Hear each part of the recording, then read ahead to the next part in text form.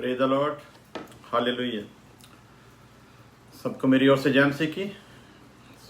खुदा का शुक्र करते हैं आज के अच्छे मुबारक समय के लिए कि उसने हमें एक मौका और दिया कि हम उसके पवित्र वचन में से सीख सकें। जैसा आप लोग जानते हैं कि संडे को हम लोग दो फेलोशिप करते हैं, एक इंडिया पाकिस्तान के टाइम के लिहाज से और एक अमेरिका कनाडा के टाइम के लिहाज से। ये सर्विस स्पेशली इंडिया पाकिस्तानी लोगों को ध्यान में रखते हुए करते हैं और हमारी रेगुलर वर्शिप जो संडे की है वो शाम 7 बजे होगी और जो चाहें उसमें भी शामिल हो सकते हैं। और उसका टाइम है न्यूयॉर्क टाइम शाम को 7 बजे और इंडिया टाइम सुबह 5:30 होगा। और ये जो हम लोग फेलोशिप कर रहे हैं ये स्पेशली इंडिया पाकिस्तान के टाइम को लिहाज में रखते हुए उन लोगों के लिए रखी गई है। हालेलुया।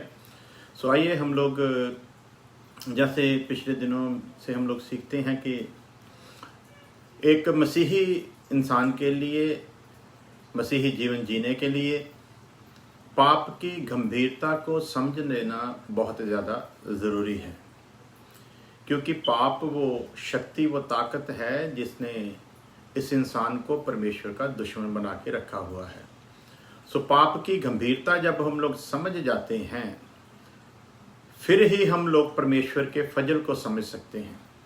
यदि हमें पाप की गंभीरता समझ में नहीं आती तो फिर उसका फजल समझना भी हमारे लिए बड़ा मुश्किल हो जाता है।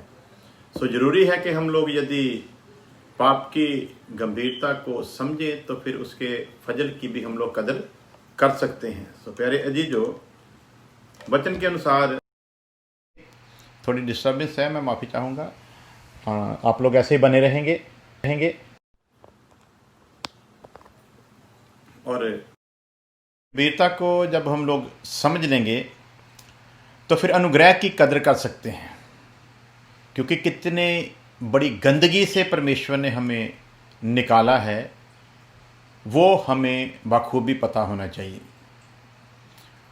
और उस गंदगी से हम लोग किसी भी कीमत पर बाहर नहीं आ सकते थे यदि परमेश्वर हम पर अपना अनुग्रह ना करता। उसका फजल समझने के लिए, उसके अनुग्रह को समझने के लिए ज़रूरी है कि उस गंदगी को समझें जिसमें से उसने हमें निकाला है। और उस गंदगी से निकालने के लिए वो इस जहान में आया है। हमें बाजू पकड़कर नहीं निकाला, बल्कि इस गंदगी भरे संसार में वो आया और इस गंदगी भरे संसार में उसने अपने आप को निष्कलंक रखा। जैसे कमल का फूल गंदगी में रहते हुए भी साफ रहता है, उसी तरह उसने अपने आप को पाक साफ रखा। पाप उस पर राज्य नहीं कर सका। प्यारे अजीजों, पाप की गंभीरता को समझना बड़ा ज़रूरी है। पाप पर बड़े जोरों से प्रचार भी होता है संसार में, ऐसी भी कोई बात नहीं।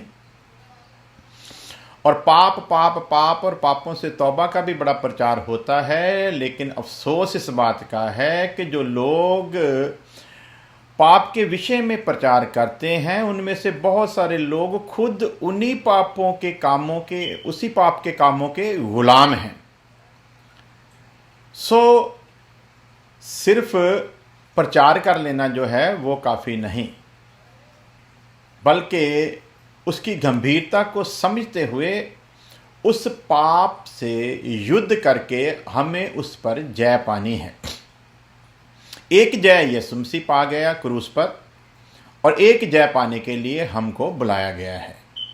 प्यारे अजीजों, पाप की गंभीरता को बखूबी समझे पहले, फिर अनुग्रह की कदर जो है वो होगी। आइए हम लोग वचन में से कुछ आयत का हवाला देखेंगे ताकि हम समझ सकें कि अनुग्रह की असल में कीमत है क्या। देखते हैं पहला यूहन्ना का खत 1 अध्याय उसकी 8 आयत। 1 जॉन चैप्टर 1 वर्स 8। यूहन्ना का खत उसका 1 बाब उसकी 8 आयत। यदि हम कहें कि हम में कुछ भी पाप नहीं, यदि हम कहें कि हम में कुछ भी पाप नहीं तो अपने आप को धोखा देते हैं और हम में सत्य नहीं। ये वचन दो प्रकार के लोगों के लिए है। एक तो उनके लिए है जो मसीह को अभी नहीं जानते और वो धर्म के काम कर करके समझते हैं कि हम में कुछ पाप नहीं है, लेकिन पैदाइशी तौर पर आदम के पाप का असर उनके अंदर है, इसलिए वो इस बात से इनकार नहीं कर सकते कि हम में पाप नहीं है। सो एक तो ये हैं। दूसरी प्रकार के वो लोग हैं जो मसीह में आ चुके हैं, तौबा करके बपतिस्मा लेकर पवित्र आत्मा को पाकर वो अपना जीवन जो है वो समझते हैं कि हम मसीह में चल रहे हैं, लेकिन उनके जीवन में भी पाप के काम जो हैं वो नज़र आते हैं। और जब कोई खुदा का अभिषिक्त उन पाप के कामों से उनको वाकिफ करवाता है तो वो अपने घमंड के कारण इस बात को मानने के लिए तैयार नहीं होते कि हम में कोई पाप है। सो इन दो प्रकार के लोगों के लिए ये वर्ष है कि यदि हम कहें कि हम में कुछ भी पाप नहीं तो अपने आप को धोखा देते हैं और हम में सत्य नहीं। इसलिए यदि हमारे जीवन में पाप है, चाहे हम नॉन बिलीवर हैं चाहे बिलीवर हैं, यदि है तो हमें मानना पड़ेगा। यदि मानेंगे तो परमेश्वर की कृपा होगी, यदि नहीं मानेंगे तो कृपा नहीं होगी। लेकिन कृपा का मतलब ये नहीं है कि हम मानते रहें और कृपा होती रहे। जैसे संत पौलुस ने लिखा कि वो पापियों को बचाने आया जिसमें सबसे बड़ा पापी मैं हूँ, और यदि वो पापों को क्षमा करता है तो क्या हम पाप करने में लगे रहें कि हम पर कृपा ज़्यादा हो। सो प्यारे अजीजों, ये बात नहीं है। हमें बड़ी ही पवित्रताई में चलना है। समय नज़दीक है। भविष्यवाणियाँ जो भी हुई थी तकरीबन पूरी हो रही हैं, कुछ एक बाकी हैं। प्रभु की आमद बहुत नज़दीक है, इसलिए हमें इसकी गंभीरता को समझते हुए बहुत ही सावधानी से चलने की ज़रूरत है। तो जैसा हमने पढ़ा कि यदि हम कहें कि हमें कुछ भी पाप नहीं, अपने आप को जांचें, अपने आप को परखें। खुदा ने हमें कॉन्शियस दिया है, हमारे अंदर खुदा ने विवेक को रखा है, जिसके द्वारा खुदा हमारे साथ संपर्क करता है। वो विवेक कभी झूठ नहीं बोलता, वो विवेक किसी भी बात के प्रभाव के नीचे नहीं आता। वो विवेक सीधा सीधा फैसला लेता है, और वो विवेक जो है वो हमें अच्छी तरह से बताता है कि हम कहाँ पर खड़े हैं। सो प्यारे अजीजों, विवेक झूठ नहीं बोलेगा। यदि हम में कुछ गलती है वो साफ साफ हमको बताता है। इसलिए जब विवेक हम पर वो बात बताता है, यदि हमारा विवेक हम पर दोष लगाता है तो सीधा सीधा समझ लें कि कहीं कुछ गड़बड़ है और उसे तुरंत माने। और मानने का मतलब ये नहीं कि मैं फिर कर लूँगा फिर मान लूँगा। मानने का मतलब है कि जब हम उस गलती को, जिसको हमारा विवेक हमको वाकिफ करवाए, उस गलती को मानना है, माफ़ी मांगनी है, और ये दोनों कामों के साथ साथ ये एक दृढ़ निश्चय, एक निर्णय लेना है कि जिस पाप की माफ़ी मैं आज मांग रहा हूँ, जिस पाप से विवेक ने मुझको वाकिफ करवाया है, मैं इस पाप की खुदा से माफ़ी भी मांगता हूँ, इकरार भी करता हूँ, और आज ये दृढ़ फैसला लेता हूँ कि इस पाप को मैं दोबारा अपने जीवन में प्रवेश करने नहीं दूंगा। इस पाप के काम को मैं दोबारा किसी भी कीमत पर नहीं करूँगा, दुनिया चाहे इधर की उधर हो जाए। अब इस पाप के काम का मेरे साथ कुछ भी संबंध नहीं है। जब ये फैसला लेकर हम लोग उस पाप के काम को छोड़ते हैं, तब वो अनुग्रह जिसका वायदा हमारे साथ है, जिसके द्वारा हम बचाए गए हैं, वही अनुग्रह उसी तरीके से हमारे जीवन में दोबारा काम करना शुरू करता है।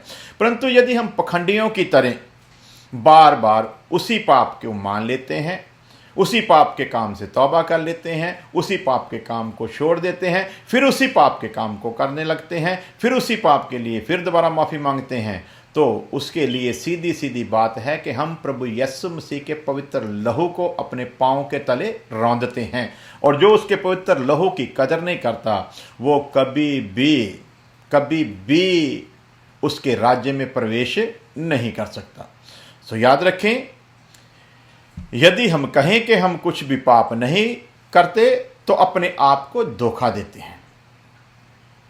लेकिन इसका मतलब ये नहीं है, याद रखें, धर्मी तो सिर्फ एक नेक तो खुदा ही है।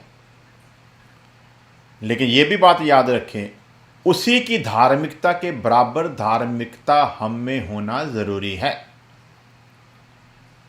हम खुदा नहीं हो सकते, लेकिन उसकी धार्मिकता के बराबर हमारी धार्मिकता का होना बहुत ज़्यादा ज़रूरी है। उसी के लिए हमें बुलाया गया है, और जो उसकी नाई धर्मी होगा वही उसके उस धर्म में प्रवेश करने पाएगा, दूसरा कोई करने नहीं पाएगा। पवित्र खुदा पवित्र लोगों को बुला रहा है, पवित्र खुदा पवित्र लोगों के समाज को बना रहा है। सो प्यारे अजीजों, इन बातों को हमें बड़ी ही बारीकी से समझना है। सो यह ध्यान रखें, यदि हम कहें कि हम में कुछ पाप नहीं, तो इसका सीधा सा मतलब क्या है? काफ़ी सारे इसके पॉइंट हैं जिस पर हमको गौर करने की ज़रूरत है। नंबर एक, ये एक ऐसा भी होता है जैसे हम कह दें कि नहीं मैं तो धर्मी हूँ, ये कह देना भी एक पाप है। परमेश्वर हम पर मोहर लगाए कि हम धर्मी हैं, इसलिए हमें हर वक्त ये ध्यान रखना है, हो सकता है मुझ में कोई ऐसा छुपा हुआ पाप हो जिसकी वचन के अनुसार मुझको गहराई का पता ना हो, जिसको मैं अनजाने में कर रहा हूँ, और इन्हीं बातों को लेकर हमारे सामने ये सारी बातें प्रकट होती हैं कि हम कभी भी ये नहीं कह सकते कि मुझ में पाप नहीं है या पाप के काम का मुझ में असर नहीं है। पापों के काम ऐसे भी हैं जिनके बारे में हमें ज्ञान नहीं हो सकता, इसीलिए उन बातों को ध्यान में रखते हुए हम कभी भी अपने आप को धर्मी होने का दावा नहीं कर सकते। अयूब ने यही गलती की थी। अगर मान लेता कि कोई ना कोई शायद मुझ में गलती होगी जिसके लिए मुझ पर सज़ा आई है, तो इतनी लंबी सज़ा में वो ना जाता। उसी तरह हमें अपने मुंह से धर्मी कभी नहीं बोलना, बल्कि यही मानना है कि मैं तो पापी था, मुझ पापी पर उसका अनुग्रह हुआ है, अब वही है जिसके हाथों में मैंने अपने आप को दिया है, और वही मुझे पाप की इस दलदल में दोबारा प्रवेश करने नहीं देगा, वही मुझको संभालेगा। अब मेरी कोई इच्छा नहीं है, मैंने अपने आप को सृष्टिकर्ता के हवाले कर दिया है। सो आगे देखते हैं वचन की ओर। यूहन्ना 1:9 में लिखा है, यदि हम अपने पापों को मान लें, तो करना क्या है? यदि हम अपने पापों को मान लें, ये उनके लिए भी है जो नॉन बिलीवर हैं, ये उनके लिए भी है जो बिलीवर होते हुए भी पाप करते हैं। यदि हम अपने पापों को मान लें तो वह हमारे पापों को क्षमा करने और हमें सब अधर्म से शुद्ध करने में विश्वास योग्य और धर्मी है। तो करना क्या है? नंबर 1, कभी भी छाती ठोकर ये नहीं कहना कि मुझ में कोई पाप नहीं है।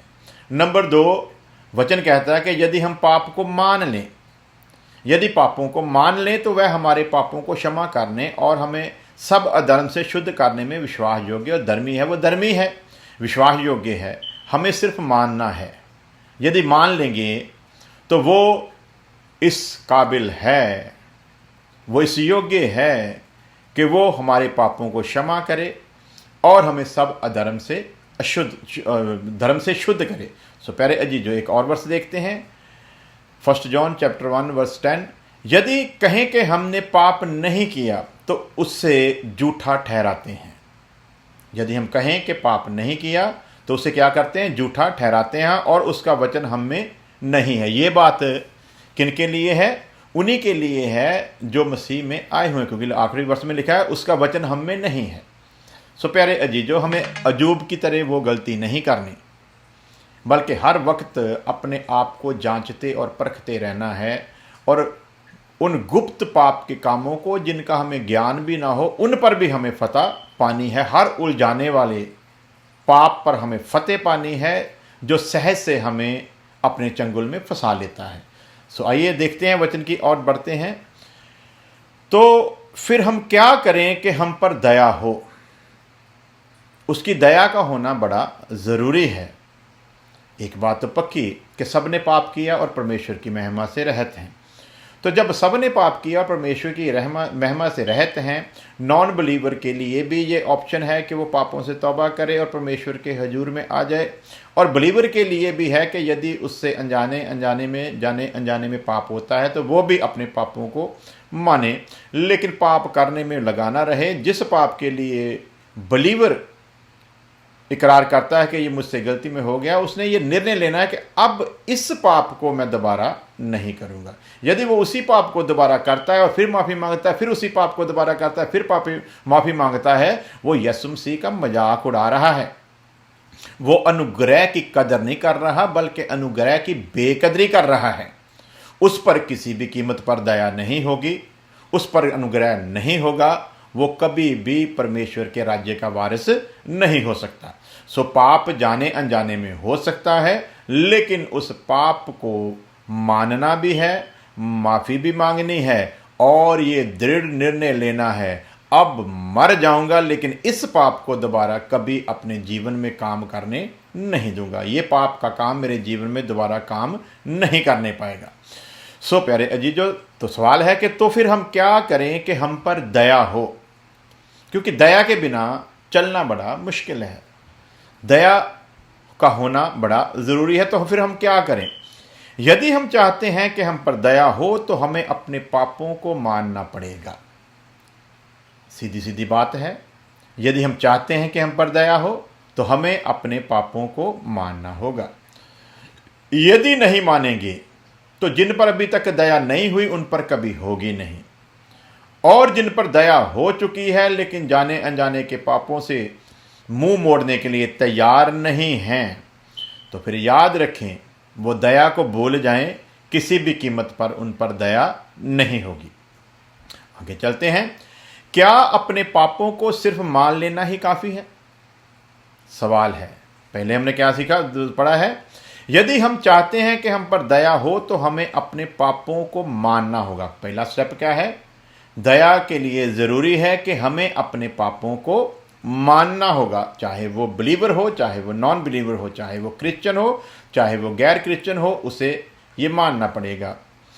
तो फिर अगला सवाल है, क्या सिर्फ मान लेना काफ़ी है? क्या अपने पापों को सिर्फ मान लेना काफ़ी है या हमें कुछ और भी करना है?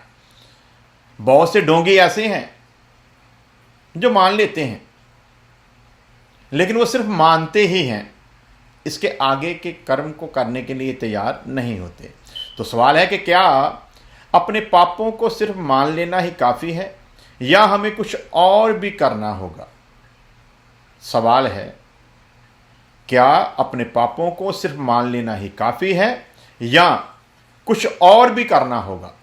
तो आइए देखते हैं कि कुछ और भी करना क्या है। आइए देखते हैं वचन के अनुसार वचन इसके बारे में हमें क्या बताता है या क्या फरमाता है। रसूलों के कर्तव्य, प्रेरितों के काम, एक्ट्स उसका 3 अध्याय उसकी 19 आयत, 3 बाब उसकी 19 आयत में यूं लिखा है, इसलिए मन फिराओ। पाप को मान लेना काफ़ी नहीं है, बल्कि उस पाप से मन भी फिराना है। वचन में लिखा है, इसलिए मन फिराओ और लौट आओ। सिर्फ मानने से काम नहीं चलेगा, मन फिराना भी है। मन फिराओ और लौट आओ कि तुम्हारे पाप मिटाए जाएं।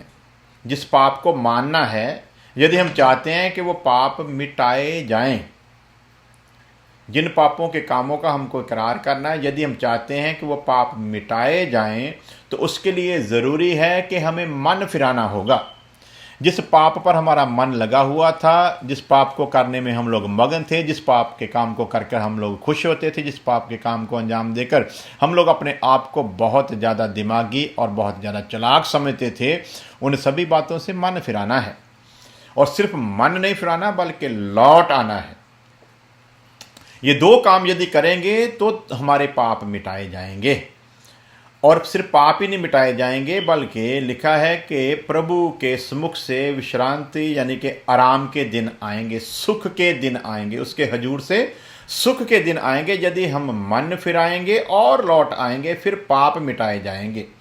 और आगे देखते हैं, तो हमने यहाँ पर देखा कि पापों को सिर्फ मानना नहीं बल्कि पाप से मन फिराकर लौट आना ज़रूरी है। मैं फिर रिपीट करूँगा, हमें यहाँ हमने देखा है कि पापों को सिर्फ मानना नहीं। हम रोज़ प्रार्थना करते हैं, प्रभु जी हमसे ये हो गया, हमसे वो हो गया, ये जाने में हो गया, ये अनजाने में हो गया, तू रहम दिल है, तू रहम करने वाला है, तू रहम कर दे, तू मेरी इस गलती को माफ़ कर दे। उसी गलती की माफ़ी मांगते हैं, मानते भी हैं कि ये गलत है, मानते भी हैं ये पाप का काम मुझसे हुआ है, उसी के लिए माफ़ी मांगते हैं, उसी के लिए रात को प्रार्थना करके अगले दिन फिर वही करते हैं। यदि तो हम अगले दिन फिर वही करते हैं तो इसका मतलब हम डोंगी हैं, हमें नए जन्म का कोई काम नहीं है, हम वचन की गंभीरता को नहीं समझते, पाप कितना खतरनाक है इसके बारे में हमको अंदाजा नहीं है। इसलिए हर रोज हम वही काम करते हैं और शाम को उन्हीं कामों के लिए माफ़ी मांगते हैं, फिर अगले दिन वही काम करते हैं। ऐसे लोगों को ये समझ जाना चाहिए कि वो परमेश्वर के कहर को ही देखेंगे। रहम बड़ा मुश्किल है उनके लिए, लेकिन जो ये निर्णय लेता है, खुदावंद इस बात का मुझे ज्ञात नहीं था, ये जो मुझसे अनजाने में हो गया इसके लिए मैं बहुत शर्मिंदा हूँ, लेकिन आज मैं ये इकरार करता हूँ ये आज तो मुझसे हो गया, लेकिन अब जब तक जिंदा रहूँगा इस पाप के काम को दोबारा कभी भी नहीं करूँगा। और परमेश्वर मनों को जांचने वाला है, वो हमारे लिए हुए फैसले को जानता है, और यदि हमने उसी दृढ़ निश्चय से उस फैसले को लिया है तो हम पर दया भी होगी और हमारे लिए उसके हजूर से सुख के दिन भी आएंगे। सो प्यारे अजीजो, फिर मैं रिपीट करता हूं, तो हमने यहां पर देखा कि पापों को सिर्फ मानना नहीं, रसूलों के किताब 3:19 के मुताबिक हमको सिर्फ पापों को मानना नहीं बल्कि पाप से मन फिराकर लौट आना जो है वो जरूरी है। जो पाप को मानकर लौट आएगा उस पर दया की जाएगी। जो भी पाप का काम आपने किया है, यदि आप उसको मानकर लौट आएंगे तो आप पर दया की जाएगी। जैसे चोर चोरी करते पकड़ा गया है, चोर ने मान लिया है कि मैंने चोरी की है, वजह भी बता दी है। जब चोर मान लेता है तब पिटाई बंद हो जाती है। जब वो मान लेता है ना कि मैंने चोरी की है तब पिटाई बंद हो जाती है। उतनी देर तक पिटाई होती रहती है जितनी देर तक वो मानता नहीं, और जब मान लेता है फिर वजह बताता है, और जब वजह बताता है तो सामने वाला उसकी करने के पीछे की अगर वजह कुछ ऐसी है जिसके कारण उसे माफ़ किया जा सकता है तो वो उस पर दया करता है। सो जरूरी है जो पाप का काम हमसे हुआ यदि मानकर लौट आएगा उस पर दया की जाएगी, और जिस पर दया की जाएगी उसकी ये निशानी होगी कि उसके खुदा के हुजूर से सुख के दिन आएंगे। निशानी क्या है? यदि वचन के अनुसार हम देखते हैं कि जिस पर दया की जाएगी उसकी ये निशानी होगी। दया किस पर हुई है? जिसने पाप को मान लिया है, मन फिराया है, लौट आया है। अब इसकी निशानी क्या है कि उस पर दया होगी? हर कोई यही समझता है कि मेरे पाप माफ़ हो गए हैं, खुदा का मुझ पर रहम हो गया है, अब खुदा मेरे साथ है। तो दया की निशानी क्या है? यदि आज मैं कहूँ कि मुझ पर दया है तो ये तो कोई भी कहेगा कि मुझ पर भी दया है। हर बंदा कहेगा कि मुझ पर दया। हर बंदा कहता है मैंने तौबा की, हर बंदा कहता है मैंने पश्चाताप करके अपना जीवन दिया, हर बंदा कहता है मुझको पाक रूह यूं ही थोड़ी मिला है। तो हर बंदा दावा करता है। तो यदि दया हुई है ना तो दया की कोई ना कोई तो निशानी है। जिस पर दया की जाएगी उसकी ये निशानी होगी, और वो निशानी क्या है? खुदा के हजूर से सुख के दिन आएंगे। अगर उसने सचमुच पाप को माना है, सचमुच मन फिराया है, सचमुच लौट आया है, तो उसकी निशानी है कि उसके लिए खुदा के हजूर से सुख के दिन आएंगे जिस पर उसने दया की है।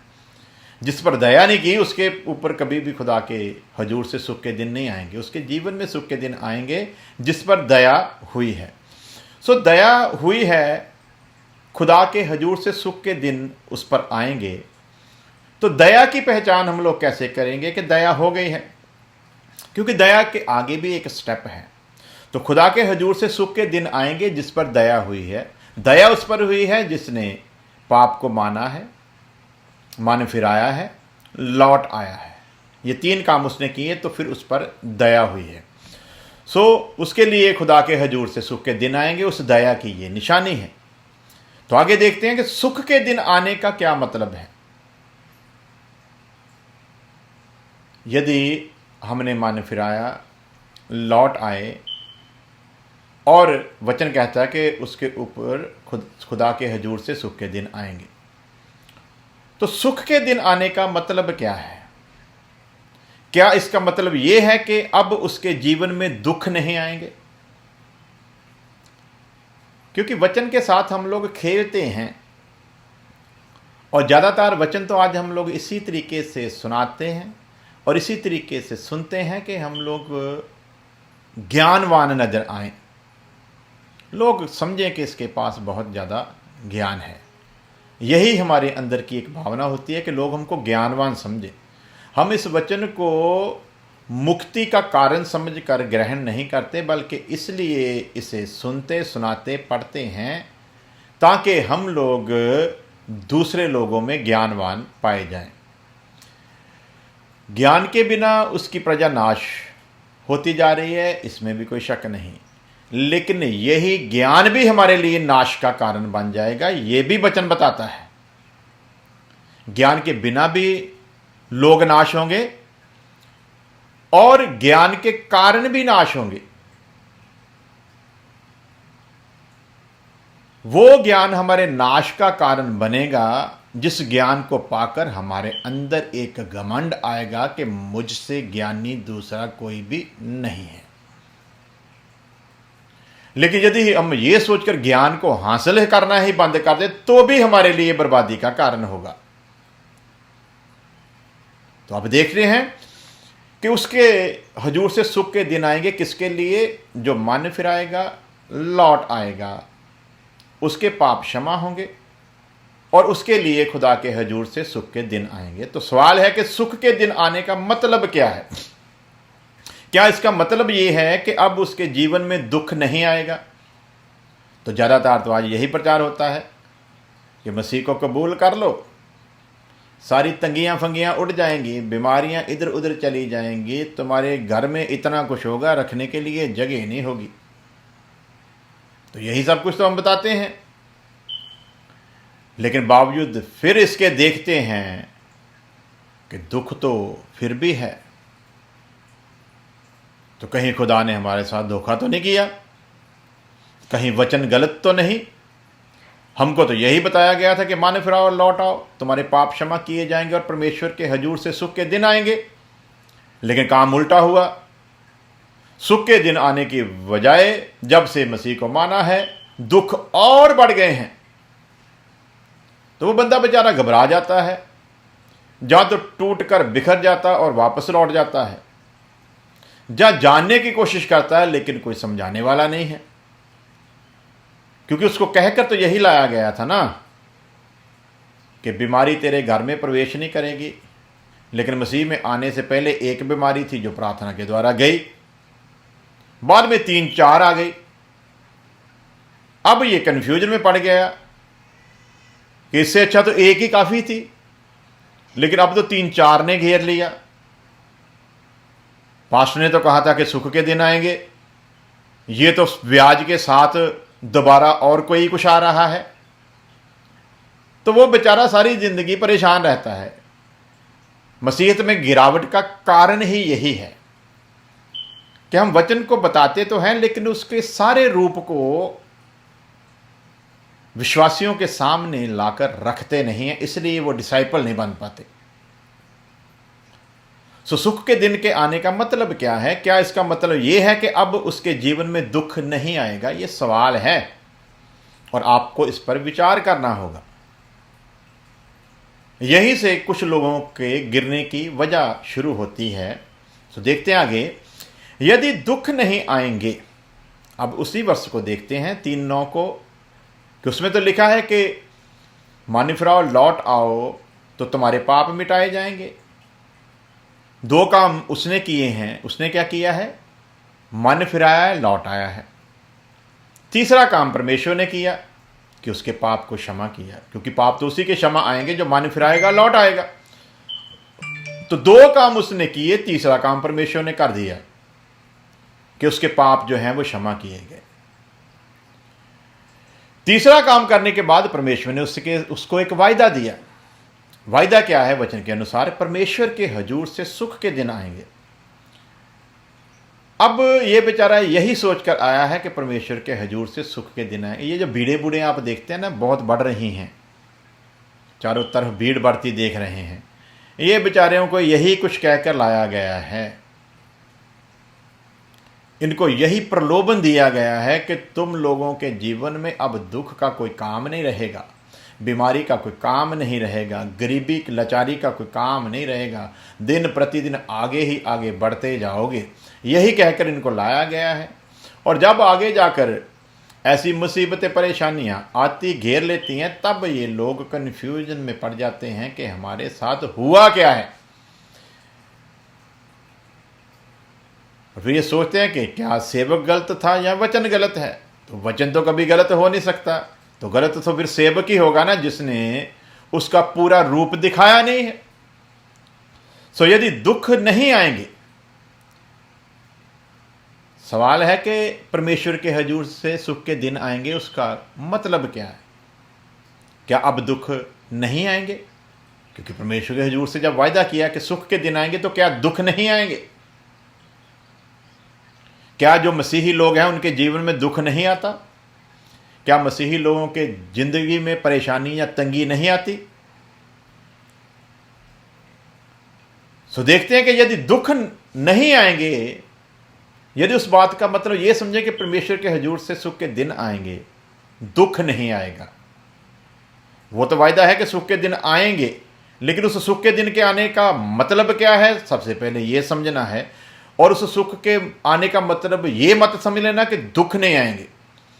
यदि दुख नहीं आएंगे तो संत पौलुस प्रेरितों के काम रसूलों के किताब एक्ट्स, बुक ऑफ एक्ट्स, उसका 14 अध्याय, उसकी 22 आयत, बाब 14 उसकी 22 आयत में क्यों कहता है कि हमें बहुत दुख सह कर उसके राज्य में प्रवेश करना है। एक बात पर जोर दिया गया, दुख सह कर, यानी कि पक्का लाजमी है कि यदि उसके राज्य में प्रवेश करना है तो दुख को सहते रहना, कंटिन्यू। एक आधे दिन का दुख नहीं, जब तक मसीह में जीवित रहोगे इस संसार में, जिस्म में जब तक जीवित रहोगे, तब तक दुख तेरा पीछा छोड़ने वाले नहीं हैं। और इन्हीं दुखों पर जय पाने के लिए परमेश्वर के हजूर से सुख के दिन आए हैं। अब वो जो परमेश्वर के हजूर से सुख के दिन आए हैं, उन सुख के दिनों को अपने जीवन में लेते हुए, ग्रहण करते हुए, इन दुख के दिनों का तुझे मुकाबला करना है। वो सुख के दिन को समझना है जो उसके हजूर से आएंगे, उसकी बारीकी को हम लोग समझना है। सो मेरा सवाल है कि यदि दुख नहीं आएंगे तो संत पौलुस ने फिर क्यों कहा? क्यों कह रहा है संत पौलुस? इसी एक ही किताब की ये 2 आयतें हैं। प्रेरितों के काम रसूलों के किताब 3:19 में कहता है कि सुख के दिन आएंगे। अब प्रेरितों के काम 14:22 में लिखा है कि हमने दुख सह कर उसके राज्य में प्रवेश करना है। इसका राइटर तो एक ही है, खुदा का दास संत लूका। लूका ने लूका की इंजील लिखी है, लूका ने ही प्रेरितों के काम की बुक को लिखा है। तो अब लेखक एक है और वो लेखक 2 बातें बता रहा है। एक परमेश्वर के हजूर से सुख के दिन आएंगे। और वही लेखक अब लिख रहा है खुदा के पाक रूह की प्रेरणा से कि हमें बहुत दुख सह सह कर उसके राज्य में प्रवेश करना है। कहने वाला संत पालूस है, पाक रूह की प्रेरणा से लिखने वाला लूका है। तो अब देखते हैं कि उसके हजूर से जो है वो सुख के दिन आएंगे। तो उधर बात लिखी है कि हमें दुख सह सह कर उसके राज्य में प्रवेश करना है। तो अब बारीकी को समझेंगे कि जब सुख के दिन आ गए हैं तो फिर दुख कैसे। एक जगह पर दो चीजें कैसे होंगी, या फिर मतलब कुछ और है, तो उस मतलब को समझते हैं। जवाब है सुख के दिन आएंगे, तो जवाब है कि हमें दुख सह सह कर उसके राज्य में प्रवेश करना है, सुख सह सह कर नहीं। तो यदि उस आयत को देखेंगे तो उसके आयत के मुताबिक तो सीधा सीधा कि जब परमेश्वर के हुजूर से सुख के दिन आ गए तो दुख के दिन गए। लेकिन अब समझते हैं इस बात को, आगे बढ़ते हैं कि लूका लिखता है प्रेरितों के काम में कि हमें दुख सह सह कर उसके राज्य में प्रवेश करना है। दूसरा हवाला हमें मिलता है इब्रानियों का खत हिब्रू उसका 12 अध्याय उसकी 6 आयत में। उसमें ऐसा क्यों लिखा है कि प्रभु जिससे प्रेम करता है। अब जिसने पाप को माना, जिसने मन फिराया, जो लौट आया, उसके पाप क्षमा किए गए। जिसके पाप क्षमा किए गए उसके साथ परमेश्वर ने अपने प्रेम को प्रकट किया। जिसके जीवन में परमेश्वर ने अपने प्रेम को प्रकट किया उसके बारे में वचन लिखता है, प्रभु जिससे प्रेम करता है उसकी ताड़ना भी करता है। जिसके जीवन में सुख के दिन आए हैं ना, उसकी ताड़ना भी करता है। जो ऑलरेडी पहले से दुखों में था ना, जो अभी बिलीवर नहीं है, उसकी बात नहीं यहां पर उसकी बात हो रही है जो परमेश्वर का प्रेमी बन गया है। और इस प्रेमी के साथ परमेश्वर कैसे चलता है। लिखा है प्रभु जिससे प्रेम करता है उसकी ताड़ना भी करता है, और जिसे पुत्र बना लेता है उसको कोड़े भी लगाता है।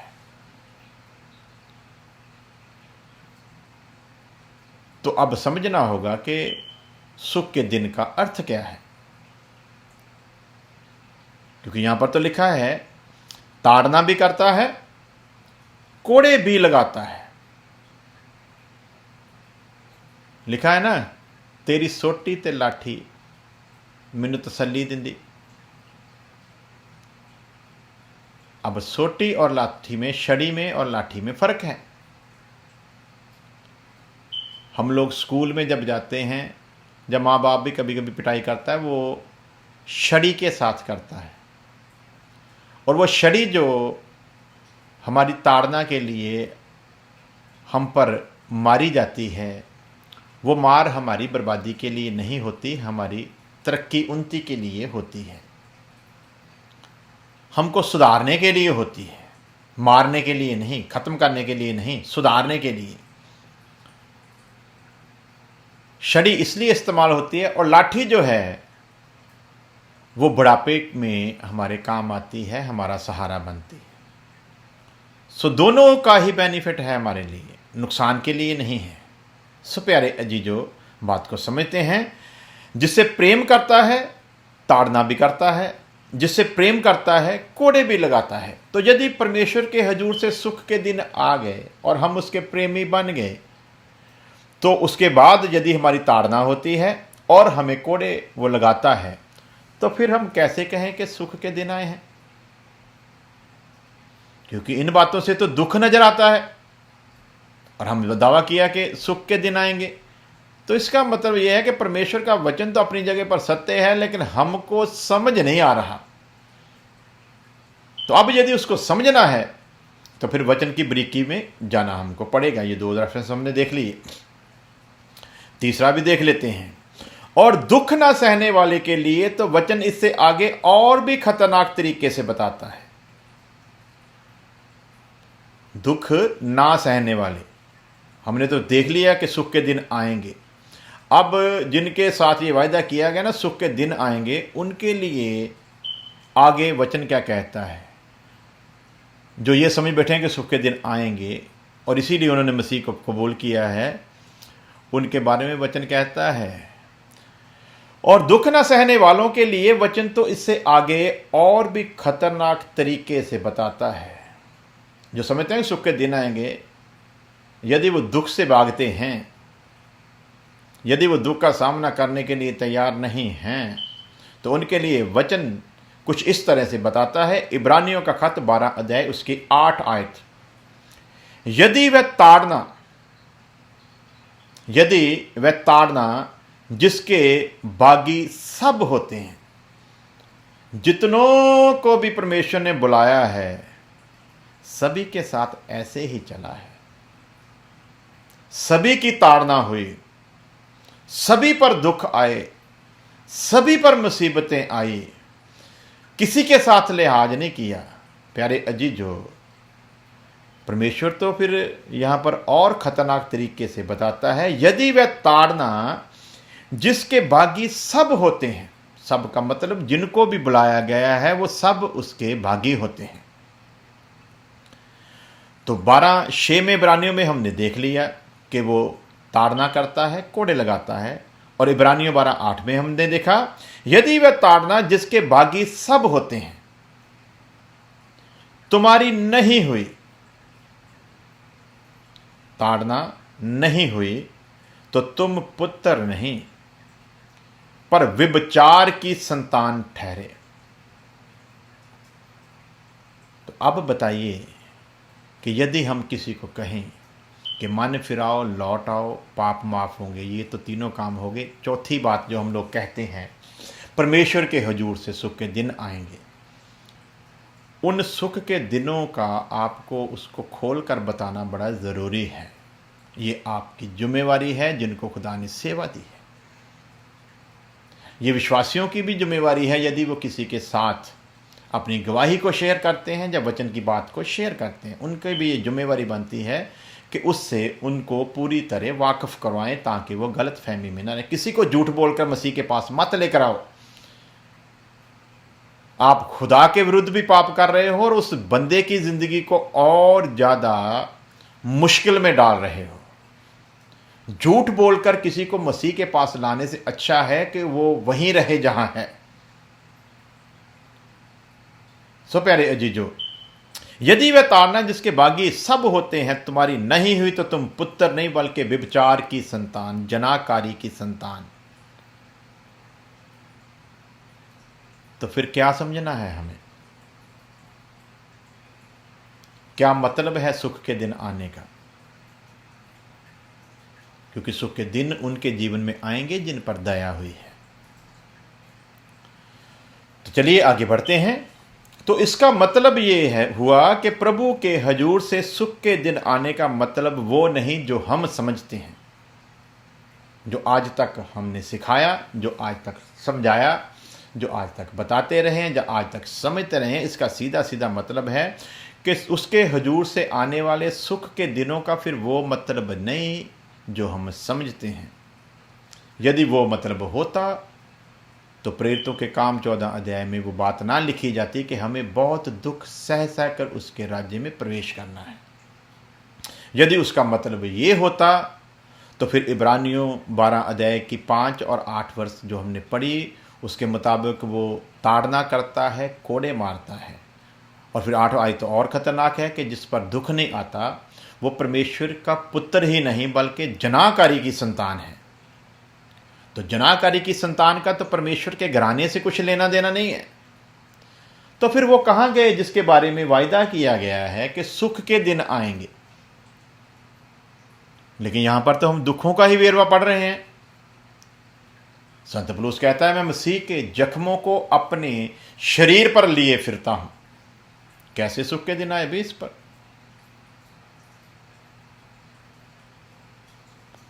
5 बार कोड़ों की मार, बैंतों की मार, समुंदर में उसका जो जहाज था वो टूट गया, 3 दिन 3 रात पानी में भटकता रहा। ये कैसे सुख के दिन हैं? अच्छी खासी नौकरी करता था, नौकरी चली गई, ये कैसे सुख के दिन हैं? अच्छा बिजनेसमैन था, बिजनेस छोड़ दिया, ये कैसे सुख के दिन हैं? महलों में रहने वाला बंदा दर दर की ठोकरें खा रहा है, ये कैसे सुख के दिन हैं? तो जिनके द्वारा खुदा की प्रेरणा से जो बातें लिखी और हमको बताई जाती हैं, उनके जीवन को तो देखो कि उनका जीवन कैसा था। तो हम कौन सा झूठ बोल रहे हैं फिर लोगों के साथ? क्यों लोगों के साथ खिलवाड़ कर रहे हैं? क्यों लोगों को असली बात नहीं बताते? यानी अजीजो, तो इसका मतलब ये हुआ कि प्रभु के हजूर से सुख के दिन आने का मतलब वो नहीं जो हम समझते हैं, कुछ और है। बल्कि सुख के दिन आने का मतलब ये है कि जिन पर वो दया करता है। अब समझे बात को, उसका जो जवाब है, सुख के दिन आने का मतलब ये है कि जिन पर वो दया करता है उन पर उसका अनुग्रह बना रहता है। पीछे चलते हैं। जो मन फिराए, लौट आए, उसके पाप क्षमा किए जाएंगे। पाप क्षमा किए जाने का मतलब कि उस पर दया हुई है, क्योंकि उसने माना है, वो लौट आया है, इसलिए बदले में उस पर दया की गई है कि उसके पाप माफ हुए हैं। पाप माफ होने का अर्थ कि उस पर दया की गई है। चोर चोरी करते पकड़ा गया, उसने माफी मांग ली है, मालिक ने माफ कर दिया है। अब उस चोर को कहा जाए कि अब तेरे ऊपर सुख के दिन आएंगे। वो पूछेगा कैसे? मैंने चोरी की, मैंने मान ली, आपने माफ कर दिया, तो सुख के दिन कैसे? आप क्या समझते हैं कि मैं दोबारा चोरी नहीं करूंगा जब मैं चोरी करनी छोड़ दूंगा? मैंने तो आज की चोरी को माना है, मैंने ये नहीं कहा कि मैं आगे से चोरी नहीं करूंगा। और यदि मैं कह भी दूं तो भी आप कैसे यकीन करोगे कि मैं चोरी नहीं करूंगा? तो जब उसने मान लिया, उस पर दया दिखाई, मालिक ने उसकी बातों पर यकीन करके कि इसने माना है कि ये मैंने चोरी की है, इसने माना है कि मैं अब चोरी नहीं करूंगा, मुझे एक बार माफ कर दो। मालिक ने दया कर दी। उसी तरह मन फिराओ, लौट आओ, ताकि तुम्हारे पाप मिटाए जाएं। पाप मिटा दिए गए 2 काम करने के कारण, और फिर वायदा किया गया कि पाप के कारण तू जिस दुविधा में था, अब वो पाप तुझ पर राज्य नहीं करेगा। परमेश्वर के हजूर से तेरे ऊपर सुख के दिन आएंगे। तो अब देखते हैं कि सुख के दिन आने का मतलब क्या है। पहले दया हो गई है, बल्कि सुख के दिन आने का मतलब यह है कि जिन पर वो दया करता है उन पर उसका अनुग्रह बना रहता है। तो दया हुई, अब अनुग्रह जरूरी है। जिन पर उसका अनुग्रह बना रहता है, उस बात को अब समझना है कि अनुग्रह बना रहने का मतलब क्या है। अनुग्रह बना रहता है, और जिन पर उसका अनुग्रह बना रहता है वो दुख को नहीं, जिन पर अनुग्रह बना रहता है वो दुख को नहीं, बल्कि संत पौल की तरह अनुग्रह को देखते हैं। उनको दुख जो आए हैं ना, उनसे कुछ लेना देना नहीं, क्योंकि वो समझते हैं इन दुखों से बड़ा परमेश्वर का अनुग्रह है। किसी ने कहा, लिखा है फेसबुक पर कि दुखों से कह दो कि तू बड़ा नहीं, बल्कि मेरा खुदा बड़ा है। उसी तरह दुख आएंगे, लेकिन दुख आने से पहले उसके हजूर से सुख के दिन आ चुके हैं, जिसको परमेश्वर का अनुग्रह कहा जाता है। और जिनको उस अनुग्रह की कदर है, उस अनुग्रह की कीमत का पता है। परमेश्वर का अनुग्रह का आने का मतलब है कि परमेश्वर आपके भीतर आ चुका है। और जब परमेश्वर आपके भीतर है तो फिर अंदर जो है ना वो उससे बड़ा है जो बाहर है, वो उस बीमारी से बड़ा है, वो उस मुसीबत से बड़ा है, वो उस तकलीफ से बड़ा है, क्योंकि उसका अनुग्रह है। तो जिस पर उसका अनुग्रह है उस पर हम देखते हैं कि परमेश्वर का वचन संत पौलुस के लिए हमको बताता है। संत पौलुस कहता है कि मैंने 3 बार परमेश्वर से एक विषय के लिए प्रार्थना की और मुझको एक ही उत्तर आया, तेरे लिए मेरा अनुग्रह काफी है। फिर उसने प्रार्थना बंद कर दी। उसको समझ आ गई परमेश्वर का अनुग्रह हर बीमारी से ताकतवर है, हर मुसीबत से ताकतवर है, और ये अनुग्रह मुझ पर इसीलिए हुआ कि मैं इन दुख, मुसीबतों, बीमारियों, परेशानियों, तंगियों से लड़ सकूं। वो नहीं लड़ पाएगा जिस पर अनुग्रह नहीं है। तो चोर चोरी करते पकड़ा गया, मान लिया, माफी मांगी, दया आ गई मालिक को और माफ कर दिया। अब चोर घर से बाहर जाने के लिए तैयार हुआ कि मैं जाता हूं, जान छुड़ाई बेचारे ने, दया कर दी मालिक ने। जैसे ही वो जाने लगा उसने कहा रुको। चोर ने सोचा होगा कि शायद ये मुझको अब दिखाकर दया तो शायद अभी थोड़ी बहुत सजा देगा, लेकिन जिसने दया की वो क्या कहता है, तूने कहा था कि तेरे पास खाने को कुछ नहीं, तू भूखा था इसलिए तू चोरी करने आया, तूने माफी मांगी, मैंने माफ कर दिया, लेकिन माफ कर दिया मेरे लिए इतना काफी नहीं, भूख के लिए तू चोरी करने आया था ना, भूखा तो तू अब भी है, दया से काम चलने वाला नहीं। आ, मेरे खाने की मेज तैयार है, तू आ, मेरे संग बैठ, मेरे संग खा। ये है परमेश्वर का अनुग्रह। जब परमेश्वर ने आपको अपने संग बिठा लिया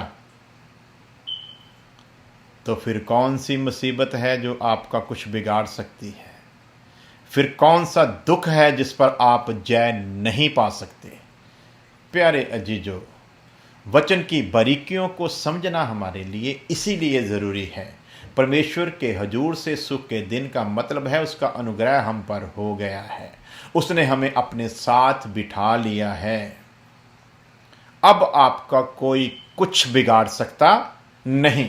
इसका मतलब ये है अब ये उस अनुग्रह के अंडर रहते हुए हर दुख, हर मुसीबत, हर परेशानी पर जय पाने के लायक हो गया है, क्योंकि इसको पता चल गया सृष्टिकर्ता मेरे साथ बैठा है। या दूसरे शब्दों में सृष्टिकर्ता ने मुझे अपने साथ बिठा लिया है। अब ये हर बात को चैलेंज करने के लायक बन गया है। तो फिर हम क्या करें कि हम पर दया हो?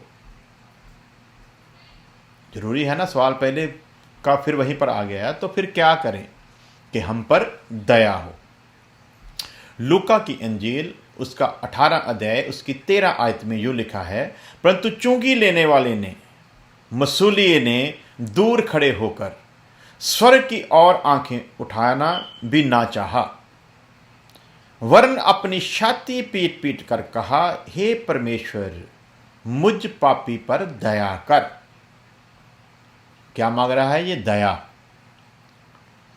इसने दया मांगी, लेकिन परमेश्वर ने सिर्फ दया ही नहीं, अनुग्रह भी कर डाला। इस पर दया इसलिए हुई क्योंकि इसने मान लिया। यहां पर लिखा है 2 जन गए थे मंदिर में प्रार्थना करने के लिए। एक अपने धर्म के कामों को गिना रहा है और इसकी तरफ उंगली उठा रहा है, लेकिन ये बेचारा इतना टूट गया, आज ये पश्चाताप करने के लिए तैयार है, ये मन फिराने के लिए तैयार है, ये लौट आने के लिए तैयार है, और अपने आप को इतना बड़ा गुनहगार मान रहा है। लिखा है कि वो उसने स्वर्ग की तरफ आंखें उठाना भी ना चाहा, इतना अपने आप को दीन किया, वरन अपनी छाती पीट पीट कर कहा, हे परमेश्वर मुझ पापी पर दया कर। दया को मांगा है, लेकिन परमेश्वर ने दया के साथ साथ अनुग्रह को भी दे दिया। क्या लिखा है लूका 18:14 में?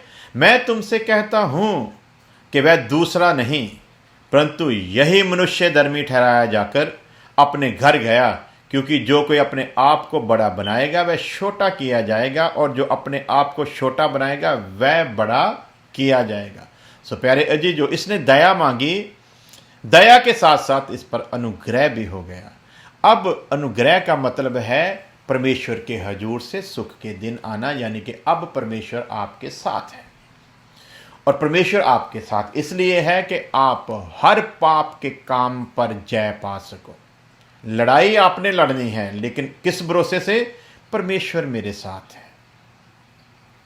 लड़ाई हमारी है अब, लेकिन भरोसा क्या है? ताकतवर सृष्टिकर्ता मेरे साथ है, मुझे किसी चीज की चिंता नहीं। अगर मैं कहीं गिरने लगूं, वो मुझको संभालने की कुदरत रखता है। प्यारे अजीजों, आगे बढ़ते हैं। पाप माफ हुए लोगों के जीवन में क्या परिवर्तन नजर आएगा? अब हम सभी दावा करते हैं कि मेरे पाप माफ हुए हैं। हर कोई दावा करता है मेरे पाप माफ हुए हैं। पाप यदि माफ हुए हैं और यदि अब पाप हम पर राज्य नहीं कर रहा, तो उसका कोई ना कोई निशान भी तो होना चाहिए। खाली दावे से काम नहीं चलेगा, उसका कुछ निशानी होनी चाहिए। क्योंकि यदि हम कहें कि हमारे पाप माफ हुए हैं, लेकिन जीवन उन्हीं की तरह है जो पाप के साए में जी रहे हैं, यदि हम कहें कि हम परमेश्वर के पुत्र हैं, लेकिन जीवन वही जी रहे हैं जो दुष्ट के पुत्र जी रहे हैं, तो फिर उनमें और हम में फर्क क्या है? जो काम दुष्ट के पुत्र कर रहे हैं वही परमेश्वर के पुत्र किए जा रहे हैं, तो पाप माफ कहां हुए? क्योंकि कामों से ही पता चलेगा ना कि हम परमेश्वर की संतान हैं या दुष्ट की संतान हैं। काम बताएंगे। तो दावा करते हैं परमेश्वर के पुत्र होने का, लेकिन काम दुष्ट के पुत्रों जैसे ही हैं। लिखा है ना कि जो पाप करता है वो अपने बाप शैतान से है, क्योंकि वो शुरू से ही पाप करता आ रहा है। लेकिन जो परमेश्वर से जन्मा है वो पाप कर नहीं सकता। अब जो परमेश्वर से जन्मा है, जिसके पाप माफ हुए हैं, उसको परमेश्वर से जन्म लेने का मौका मिला है। उसकी निशानी के बारे में हम लोग देखते हैं कि पाप माफ हुए लोगों के जीवन में क्या परिवर्तन नजर आएगा। वो अलग नजर आने चाहिए ना, उनका जीवन दूसरों से अलग नजर आना चाहिए। उनका जीवन इब्लीस के पुत्रों जैसा नहीं, परमेश्वर के पुत्रों जैसा नजर आना चाहिए। वे वैसे ही दिखने चाहिए जैसे मसीह यस्सु नजर आता था। वे वैसे ही चलने चाहिए जैसे मसीह यस्सु चलता था। वे वैसे ही पवित्र होने चाहिए जैसे मसीह यस्सु था।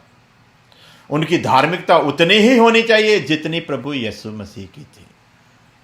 वो दुख उठाने के लिए उतने ही मजबूत होने चाहिए जितना मसीह यीशु था। लेकिन हमने तो ढिंडोरा पीट डाला कि मसीह के पास आ जाओ, सुख ही सुख है। वो बेचारे इसी बात की कंफ्यूजन में पड़े हुए हैं। लेकिन वचन कहता है कि जब उसने अपने पुत्र का ही लिहाज नहीं किया, बल्कि उसको दुखों में से निकाल कर संपूर्ण किया, जब मसीह के साथ वो ऐसा चला, तो हमारे साथ क्यों ना चलेगा? क्या हम मसीह से ज्यादा धार्मिक हैं? सोचना पड़ेगा। तो देखते हैं कि पाप माफ हुए लोगों के जीवन में क्या परिवर्तन नजर आएगा। सवाल तो यह है, परिवर्तन तो नजर आना चाहिए। यदि हमारे पाप माफ हुए हैं तो परिवर्तन नजर आना चाहिए। यदि हम आत्मा और सच्चाई की इबादत कर रहे हैं तो परिवर्तन नजर आना चाहिए। आज आप लोग एक और नया पखंड शुरू हुआ है पिछले 2-3 साल से, और वो पखंड ये है कि मसीही भजन होते हैं और उन भजनों को उन्हीं गीतों की तरह फिल्माया जाता है जैसे बाकी दुनिया के लोग आम जो हैं गीत वगैरह गाते हैं। कभी उनको पहाड़ों पर खड़ा कर दिया जाता, कभी जंगलों में खड़ा कर किया दिखाया जाता, कभी रेगिस्तान में, कभी झाड़ियों में, कभी पानी में, कभी पानी की किश्ती में। और जब उन भजनों को हम लोग देखते हैं, आत्मिकता की तो कोई बात नजर नहीं आती, लेकिन ऐसा जरूर नजर आता है जैसे कोई बहन मॉडलिंग कर रही है। तो यदि मॉडलिंग करना आत्मा और सच्चाई की इबादत है, तो फिर तो बाकी भी आत्मिक आत्मा और सच्चाई की ही इबादत कर रहे हैं ना। यदि मॉडलिंग करके परमेश्वर के महिमा को कम और अपने आप को ज़्यादा पेश करना, तरह तरह के महंगे वस्त्र डालकर उस गाने को फिल्माना, और जब उनको देखते हैं, मैं गारंटी के साथ कहता हूं, यदि आपकी आंखें खुल गई हैं तो आप उन्हीं भजनों को दोबारा देखें, तो आपको पता चल जाएगा कि उसमें आत्मा वाली कोई बात नहीं। उनको देखकर ऐसा ही नजर आ रहा है जैसे वो खुदा की महिमा के लिए इस भजन को नहीं गा रहे, बल्कि मैं क्या हूं ये मैं दिखाऊं। कल मैं एक बहन का भी देख रहा था, पता नहीं कितनी बार उसने उसमें जो सूट चेंज किए हैं, और उसका हर अंदाज यही बयां कर रहा है कि वो मसीह की महिमा के लिए उस भजन को नहीं गा रही, बल्कि मैं कैसी दिख सकूं, मैं कैसी नजर आ सकूं, उस बात पर ज्यादा जोर दिया गया है। तो क्या हम इसको आत्मा और सच्चाई की इबादतें समझें? क्या हम इसको आत्मा और आराधना की, जो हम देखते हैं कि आत्मा में आराधना समझें? भाई लोग भी ऐसे ही हैं, तो वो आत्मिक भजन कम और मॉडल ज्यादा नजर आते हैं। इसके उलट आप लोग देखो ना, गुरुद्वारा में जाओ तो आपको पता चलेगा कि कितने डर है उनके अंदर। बेशक उनके जीवन में कुछ गड़बड़ हो सकती है, लेकिन जब वो अपने धार्मिक तौर तरीकों के हिसाब से वो अपने जिनको वो परमेश्वर मानते हैं, जब उनकी वो इबादत करते हैं, उनके अंदर कितना खौफ, कितना डर होता है। लेकिन हमारे अंदर क्या है? यदि आत्मा और सच्चाई की इबादत उनसे कहीं गई गुजरी है, तो फिर आप कैसे कह सकते हो कि आपके पाप माफ हुए हैं? एक फैशन सा बना डाला लोगों ने मसीही भजनों को। हर कोई उठ रहा है और ऐसे ही कर रहा है। मुझको बहुत लोगों ने अपने वो भजन भेजे और कहा कि इसको शेयर कर दो, अपनी फेसबुक पर शेयर कर दो, क्योंकि आप लोगों, आपके साथ फ्रेंड्स बहुत ज़्यादा हैं, आपका सर्कल बहुत ज़्यादा है, आपको बहुत लोग देखते हैं, तो हमारा जो भजन है वो भजन तो कहते हैं, वो तो गीत ही कहते हैं, कि हमारा गीत जो है वो पॉपुलर हो जाएगा, लाइक्स बढ़ जाएंगे, शेयर बढ़ जाएंगे, और हमारे लिए कमाई का साधन। वो तो नहीं कहते कमाई का साधन बन जाए, लेकिन हमको पता है ना, जो भी कहते हैं लाइक कर दो, शेयर कर दो, तो उसके पीछे कुछ ना कुछ ऐसा है कि वो यूट्यूब पर उनको पैसे मिलने वाले हैं। तो भजन इसलिए नहीं गाया कि लोगों को आशीष मिले, भजन इसलिए गाया यूट्यूब पर फॉलोअर बढ़े और हमको पैसा मिलना शुरू हो जाए। तो आप लोगों ने देखा होगा, मैंने कभी भी किसी को शेयर नहीं किया, किसी के भी ऐसे भजन को मैंने शेयर नहीं किया जिसमें मुझे लगा कि इसमें मॉडलिंग हो रही है। यदि कहीं एक आध भजन को मैंने शेयर किया होगा तो वो वही होगा जिसमें खुदा को इज्जत, खुदा को महिमा दी गई है, ना कि गाने वाले की मॉडलिंग। सो ऐसा क्यों हो रहा है? सवाल है, पाप माफ हुए लोगों के जीवन में क्या परिवर्तन नजर आएगा? ये है सबसे अहम बात, कि यदि हमारे पाप प्रभु यीशु मसीह के नाम से माफ हुए हैं तो परिवर्तन क्या है? तो परिवर्तन अपने आप में एक गवाही है। मैं कहूं कि मैं चोर था, मैं चोरी करता था जी, प्रभु यीशु मसीह के बारे में जब मैंने वचन सुना, मैं टूट गया, मैंने इकरार किया, तौबा की, मैंने जीवन अपना मसीह यीशु को दे दिया और मैंने चोरी करनी बंद कर दी। आपने बड़ा फटाफट यकीन कर, बड़ा बड़ा चोर था ये नटवरलाल का भाई था, बड़ी बड़ी बात है जी, चोरी करनी उसने बंद कर दी है। आप कैसे यकीन कर लेते हो कि मैंने चोरी बंद कर दी? मैंने कहा ही है ना, मैं कोई खुदा थोड़ी हूं। लेकिन आप फटाफट यकीन करते हैं। तो चोरी की भी तो कई किस्में हैं ना, चोरी की भी कई किस्में हैं। तो चोरी तो अब भी मैं किए जा रहा हूं, उसको मैं जानता हूं या फिर खुदा जानता है। आप क्यों यकीन कर लेते हो? उदाहरण के तौर पर मैं आपको ये बात बता रहा हूं, मैं चोर नहीं हूं, लेकिन एक उदाहरण दे रहा हूं कि आप मेरी गवाही पर फटाफट यकीन करते हो। कितना बड़ा चोर चेंज हो गया। अगर मैं चेंज हुआ हूं, सचमुच मैंने चोरी छोड़ी है, तो मेरा जीवन आपको बताएगा।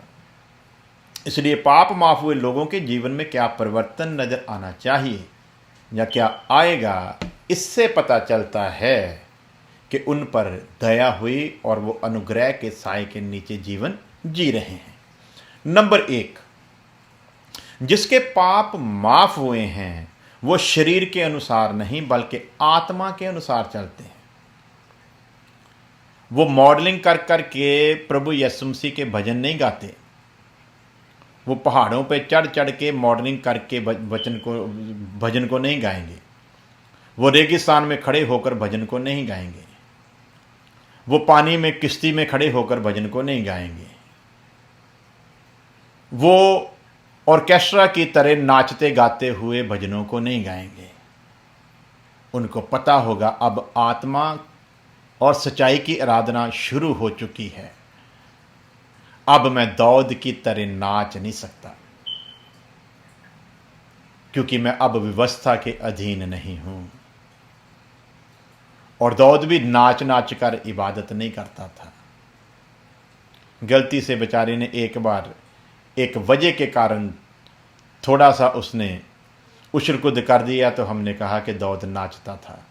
हमको नाचना ज़रूरी है और बहाना चाहिए था, बाइबल में से हमको मिल गया, लेकिन भूल गए कि यीशु मसीह ने कहा आत्मा और सच्चाई की आराधना शुरू होने वाली है, तो हम उसमें भी दाऊद की आराधना करें। प्यारे अजीजों, समझना होगा। नंबर 1, जिसके पाप क्षमा हुए हैं वो शरीर के अनुसार नहीं बल्कि आत्मा के अनुसार चलेंगे।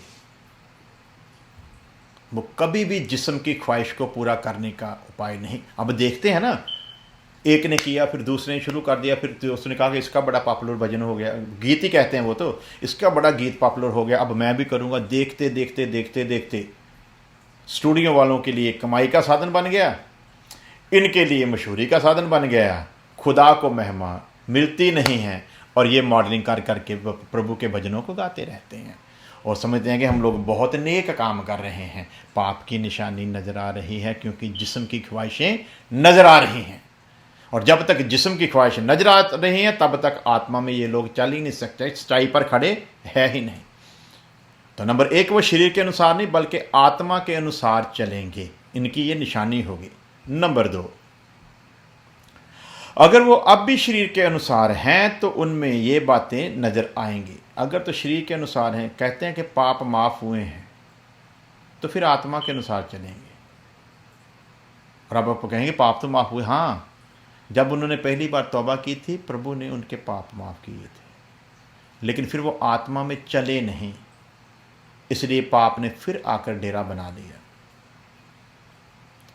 और जिनमें पाप ने डेरा बना लिया हुआ है उनमें ये बातें नज़र आएंगी। अगर वो अब भी शरीर के अनुसार हैं तो उनमें ये बातें नज़र आएंगी। आप उन बातों को देखेंगे क्या क्या बातें हैं।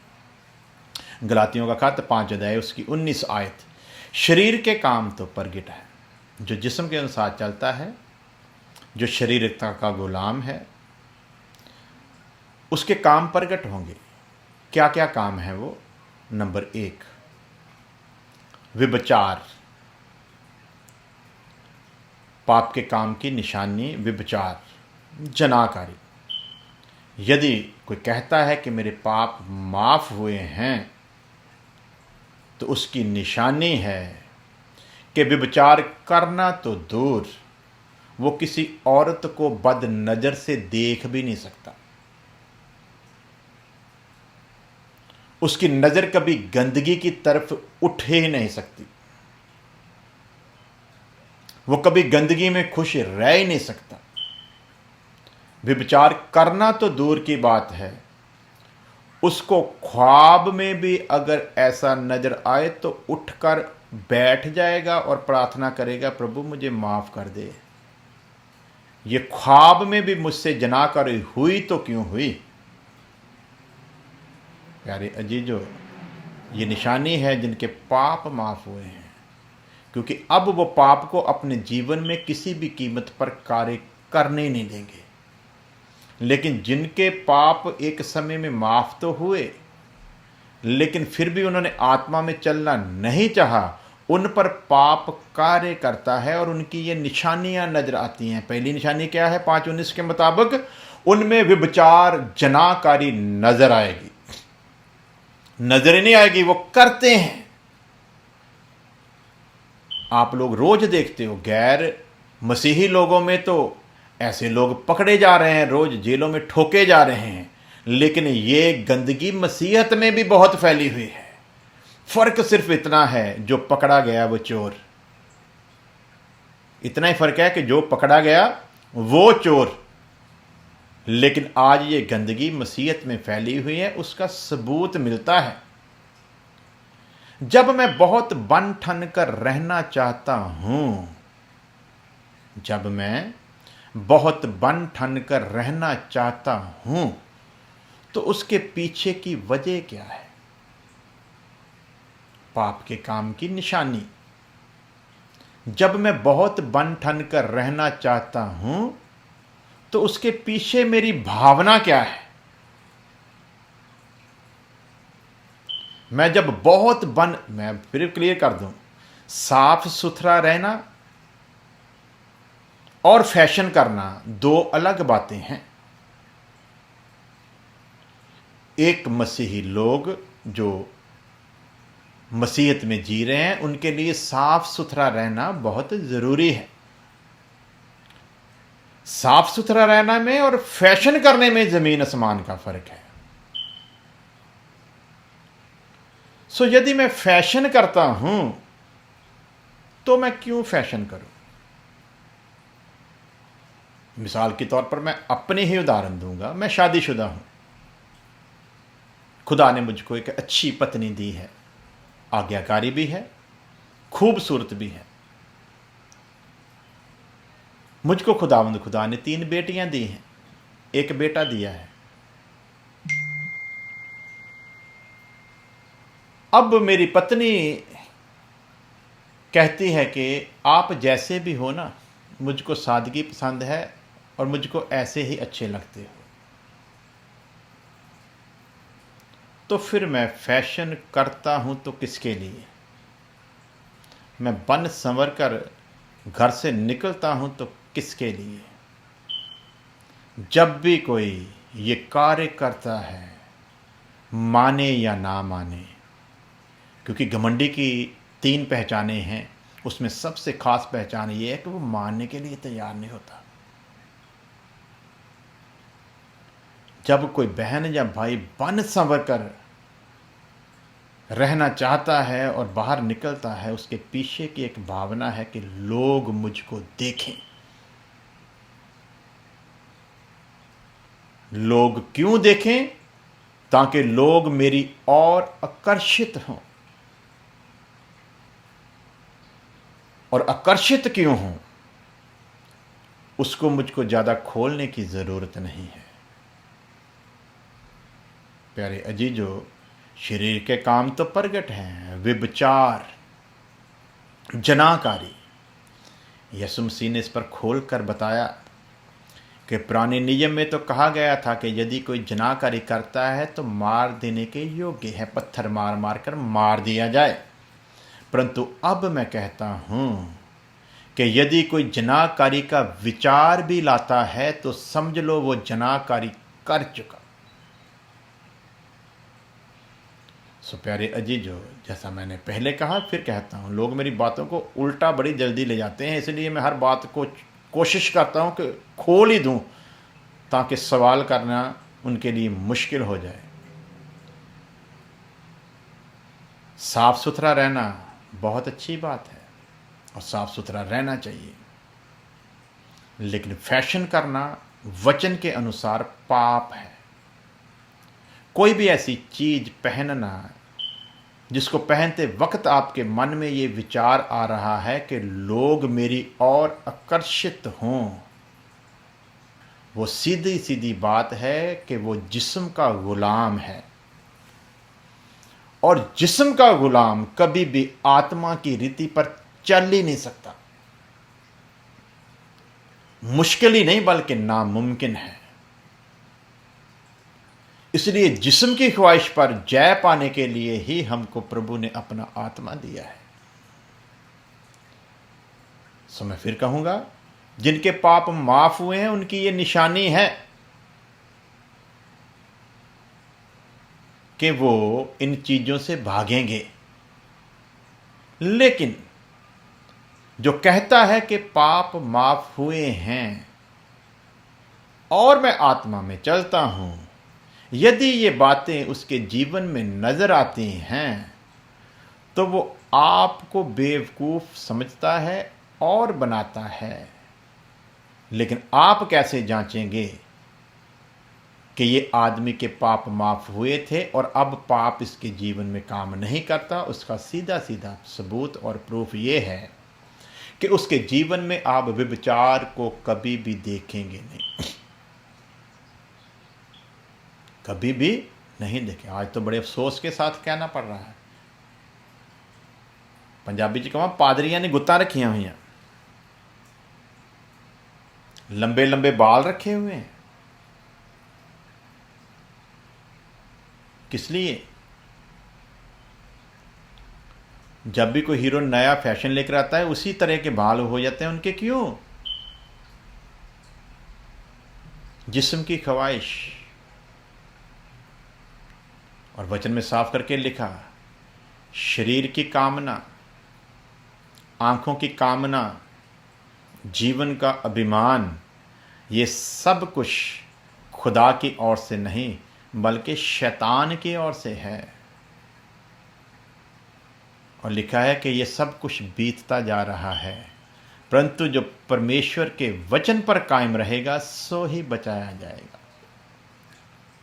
सो पाप माफ हुए की सबसे बड़ी निशानी जो है वो ये है, उसके जीवन में हर वक्त सादगी नजर आएगी।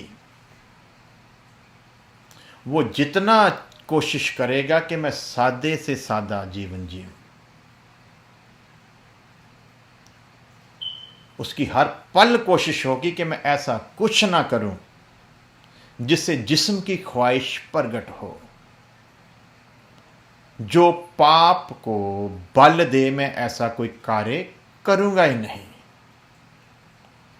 सो प्यारे अजीजों, समय इजाज़त नहीं देता कि हम लोग ज़्यादा आगे बढ़ें।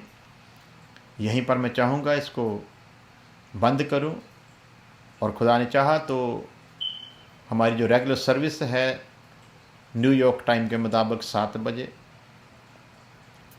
आज संडे की, और इंडिया में उस वक्त सुबह हो चुकी होगी, मंडे हो चुका होगा और सुबह के 5:30 होंगे। अगर कोई उठकर इसके आगे के भाग को सुनना चाहे तो सुन सकता है। मैं यहीं पर इसको बंद करना चाहूँगा, इस एक बात को मुकम्मल करके कि यदि कोई कहता है कि मेरे पाप माफ़ हुए हैं, तो उसके पाप माफ़ हुए की निशानी है, सबसे पहली निशानी उसका जीवन बदला हुआ नजर आएगा। हम भजन तो गाते हैं, जब से प्यारा यीशु आया मेरा जीवन बदल गया। गीत गाने से थोड़ी बदलता है।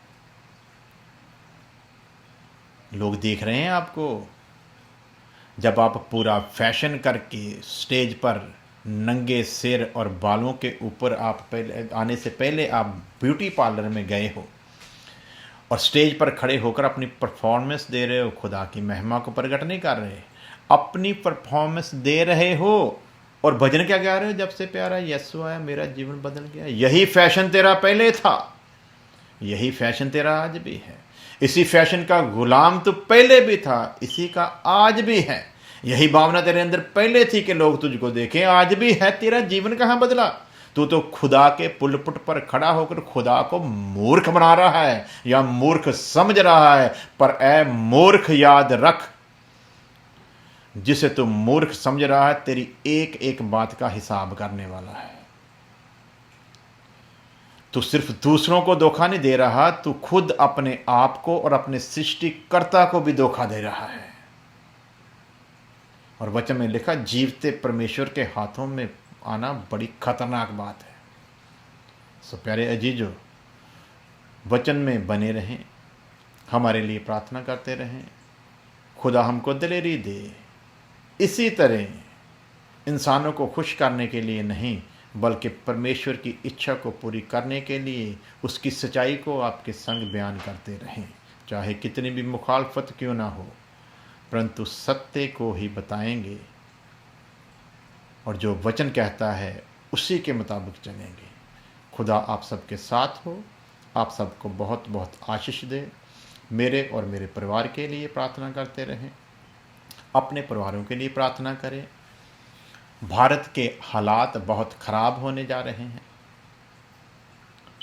भारत के हुक्मरानों के लिए प्रार्थना करें कि वो खुदा उनको अक्ल बुद्धि दिनाई बख्शे, ताकि जात पात से ऊपर उठकर वो लोग अपने वचन फ़र्ज को समझते हुए अपनी जिम्मेवारी को वफादारी के साथ निभा सकें। क्योंकि हालात ऐसे हैं कि जो न्यायी बनकर बैठे हैं जज, वो भी जाति को ही लेकर फैसले कर रहे हैं। जो लीडर हैं वो भी जाति को लेकर ही सब कुछ कर रहे हैं। एक तरफ तो हमारे लिए ये खुशी की भी बात है, क्योंकि वचन पूरा हो रहा है। अंत समय में प्रभु यीशु मसीह के आमद के ज़माने में ये सब कुछ होगा। कौम कौम पर, जाति जाति पर चढ़ाई करेगी। इस वक्त अमेरिका के हालात भी बहुत ख़राब हैं। इनके हुक्मरानों के लिए और लोगों के लिए भी प्रार्थना करें।